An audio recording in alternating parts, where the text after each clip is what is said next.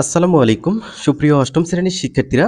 এখন এখানে যে প্রশ্নটি দেখতে পাচ্ছ, এটি একটি স্কুলের বার্ষিক পরীক্ষার প্রশ্ন, যেটি থেকে তোমাদের স্কুলে আসার সম্ভাবনা রয়েছে, অর্থাৎ 70 বা 80% এর বেশি কমন পাওয়ার সম্ভাবনা রয়েছে। সুতরাং এগুলো তোমাদের প্র্যাকটিস করা উচিত আমি মনে করি।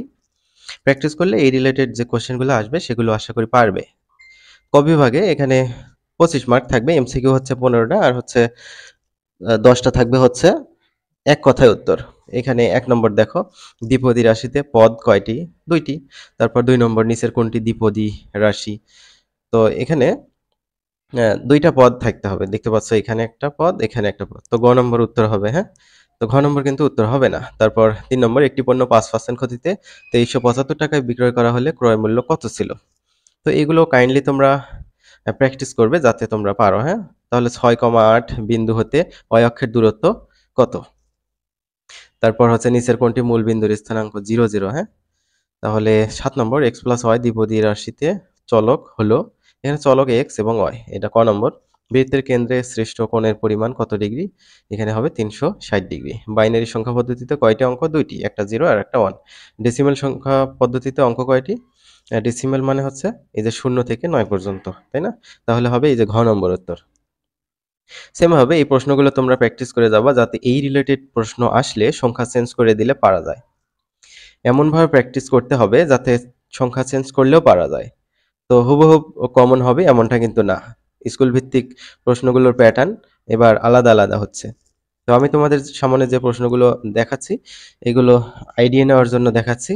এগুলো তোমাদের বাবা-মাকে বলে বা হোম টিউটরকে বলে প্র্যাকটিস করে রাখতে পারো। ঠিক আছে?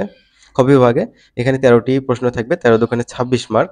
ক এবং খ, গ, ঘ এভাবে প্রশ্নগুলো থাকবে। একেকটা করে প্রশ্নে এখানে ২ মার্ক করে থাকবে। এগুলো তোমাদের প্র্যাকটিস করতে হবে। বাইনারি যোগ, বাইনারি বিয়োগ এগুলো ভালো করে জানতে হবে। তারপর আ রেখার ঢাল বের করার সূত্র, তাই না? এগুলো দেখো, রচনামূলক প্রশ্ন এখানে আছে, দৃশ্যপট নির্ভর এখানে ১০টি থেকে ৬০টির উত্তর দিতে হবে। যেমন এখানে একটা উদ্দীপক দেখতে পাচ্ছ, এক ব্যক্তি এত টাকা নির্দিষ্ট হার সরল মুনাফায় ব্যাংকে জমা রাখলেন। ৫ বছর পর তিনি মুনাফা আসলে এত টাকা পেলেন। ক নম্বর বলছে মুনাফার হার নির্ণয় করো। খ নম্বর বলছে দৃশ্যপটের মুনাফা আসল ব্যাংকে জমা রাখলে ১০% মুনাফায় ৩ বছরের সরল মুনাফা এবং চক্রবৃদ্ধি মুনাফার পার্থক্য নির্ণয় করো। অঙ্কগুলো কিন্তু খুবই ইম্পর্টেন্ট, তোমাদের স্কুলে আসার সম্ভাবনা রয়েছে, সুতরাং প্র্যাকটিস করে যাওয়াই ভালো, তাই না? তারপর ৪ নম্বরে ৩টা বিন্দু দেওয়া আছে, বিন্দু ৩টি সমরেখ। এই অঙ্কটা কিন্তু বইয়ে হুবহুব তোমাদের আছে, সুতরাং বইয়ের অঙ্কগুলো ভালো করে প্র্যাকটিস করতে হবে। তোমাদের কিন্তু বইয়ের বাহিরে কোনো প্রশ্নই করা হবে না, সুতরাং বইয়ের যে অঙ্কগুলো আছে বিশেষ করে অনুশীলনীর অঙ্কগুলো বেশি বেশি করা উচিত। তারপর তোমাদের স্কুলের যে সাজেশন দেবে সেগুলো ফলো করা উচিত।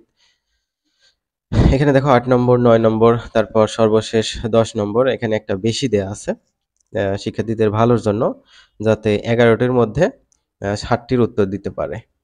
৭, ৭ ৪৯ মার্ক তোমরা পেয়ে যাবে। তো শিক্ষার্থীরা ভালো থেকো।